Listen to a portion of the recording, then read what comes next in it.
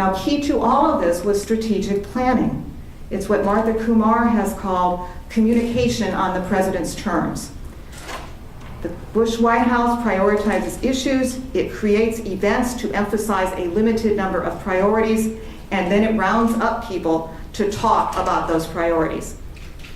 What this administration has tried to do, much more successfully than its predecessor, I would estimate, is it's tried to control both message and presentation.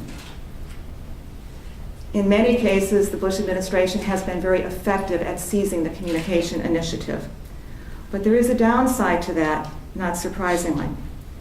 It turns out that while the Clinton administration was not terribly well disciplined, when the world changed, when there was a call for a new communication strategy, a different way of governing campaigning, the Clinton people were able to turn on a dime. Bush administration, not so much.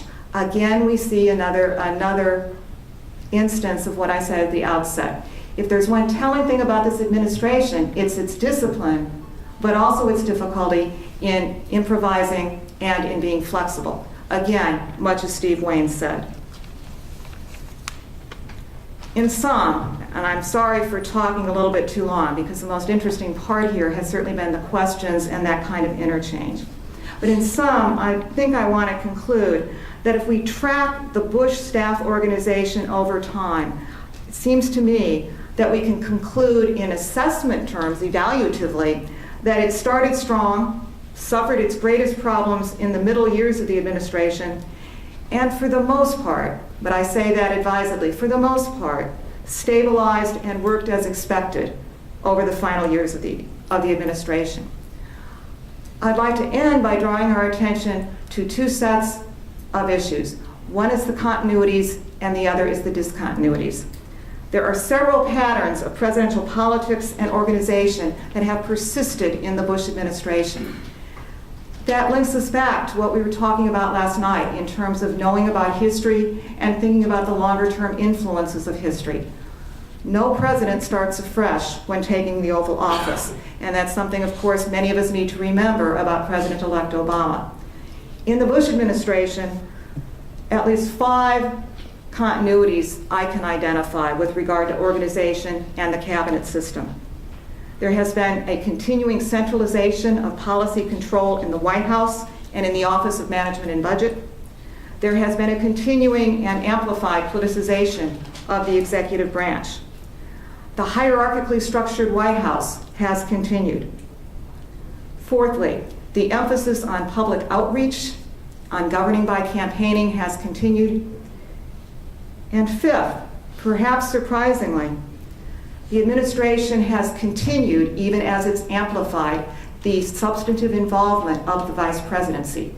This is not new to this administration, as any of us that can remember Nelson Rockefeller and Walter Mondale and Albert Gore recall. There has been an intensification of the vice presidential involvement, however. There are some discontinuities and some places we can talk about the signal contributions of the Bush administration. The Bush administration has been very important in the breadth and the depth of its centralizing and its politicizing tendencies. Those have been often personified and infused by Vice President Cheney and his staff, and also by senior aides like Karl Rove. Meanwhile, as we've all said, the searing experiences of 9/11 had a powerful, pervasive, and long-lasting impact on this administration. It further empowered those with claims to national and homeland security expertise, and it amplified pre-existing tendencies towards secrecy and towards centralized control. And we've talked about many instances that support those kinds of final statements. In the process, until relatively late in the administration, key players in both the Defense Department and a department we haven't talked about yet very much, but probably deserves more attention, the Justice Department, and in the White House, dominated a lot of the ad hoc decision groupings and contributed to narrowing the flow and the diversity of information that apparently was reaching President Bush, who, we must add at the end, was himself complicit in these arrangements. ultimately, the buck does stop at the president's desk. And that's another thing that we need to estimate when we look back at the Bush years. President-elect Obama, then, will enter a White House with little physical evidence of its former occupants. There probably will still be W's left on the typewriters, but we're not sure. He'll have to confront, however, the staffing and the administrative inheritances, the footprints, if you will, that have been left by George W. Bush. Thanks.